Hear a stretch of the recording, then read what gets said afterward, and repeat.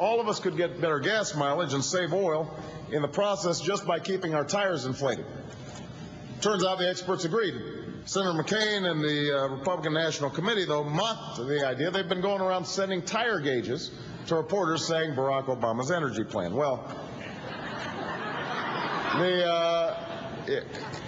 that sounded clever, except last night, after all that, Senator McCain actually said he agreed that keeping our tires inflated was a good idea.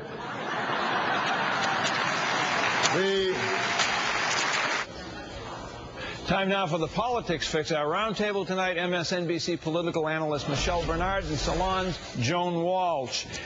Joan, Michelle, I mean, this back and forth on energy from both candidates, devil's advocate here, I find them both extraordinarily lame. I understand the idea of getting tune-ups. I understand the idea of inflated tires.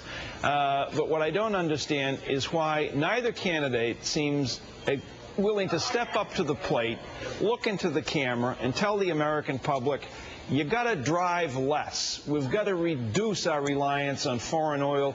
It's going to be difficult. You got to make some sacrifices. Joan, why is either candidate seemingly unable to do that?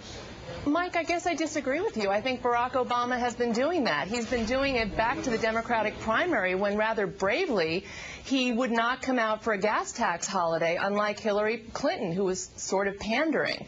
So Obama has done that, and it's McCain who's seizing on this very silly tire gauge idea. I mean, I would like my tire gauge because Obama happens to be right about it. It does help a little, but Obama has said we have to drive less, we have to reduce our dependence on foreign oil, and McCain is reduced in this very sad campaign to mocking Obama at every turn. He obviously thinks that's what works. Michelle, do you disagree with me too? Please do. I do disagree with you, Mike. I disagree with Joan a little bit too. I mean, I actually, if the candidate were anyone but Barack Obama, I would have actually said that this was probably a very good campaign tactic for the McCain campaign. But the problem is that when you mock Barack Obama, he is so quick on his feet, he's so charismatic, and he always has a very effective rebuttal no matter what the mockery is that you may be engaging in. Now, that being said, Joan is right. Obama has talked about the fact that the American public needs to be less reliant on foreign oil, but so has John McCain.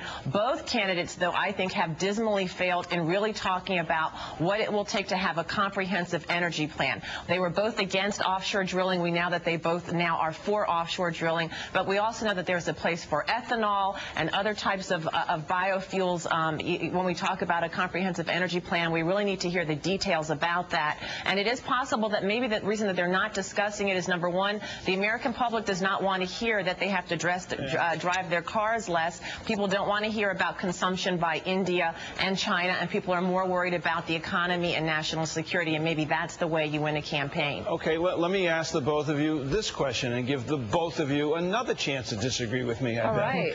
I found Barack Obama's suggestion, I believe earlier this week, to provide each American household with $1,000 that they would appropriate from the ExxonMobil profits, as listed $11 billion, their second quarter profits, or whatever, round numbers, around there. I found that suggestion to be like the ultimate campaign stunt. Joan?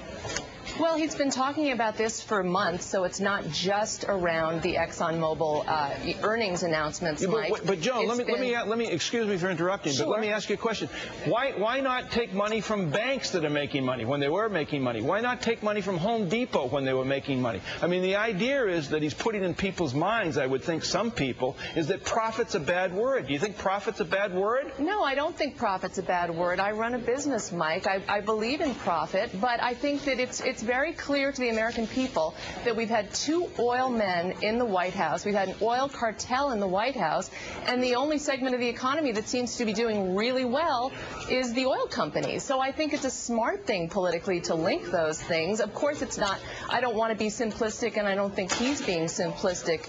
But I think it's fine, and I think it's actually brave to say, look, the oil companies can step up and help Americans get through the summer, it'll be next year, get through the winter, pay their heating bills. I think it's a great place to draw from, You know, frankly. I want Harvard to pay my kids tuition because they have like a $500 billion endowment. Well, and No they're other starting school to do does. that, as a matter of fact, Mike. But, you know, they Michelle, have you money. take a shot at me. Go ahead. Mike, I completely agree with you. I disagree with Joan on this point. I think it's foolhardy to blame all of the nation's problems on ExxonMobil or on any oil company. And when you go out with this populist message that we've heard from many Democrats over the years of sort of, you know, being Robin Hood and stealing from the rich and to give to the poor, what you're also telling to the people who are the engine of the economy is that we're going to shut you down. We're going to put you in a position where you're unable to give people jobs, to grow our economy, and I think that's a serious problem. Unfortunately,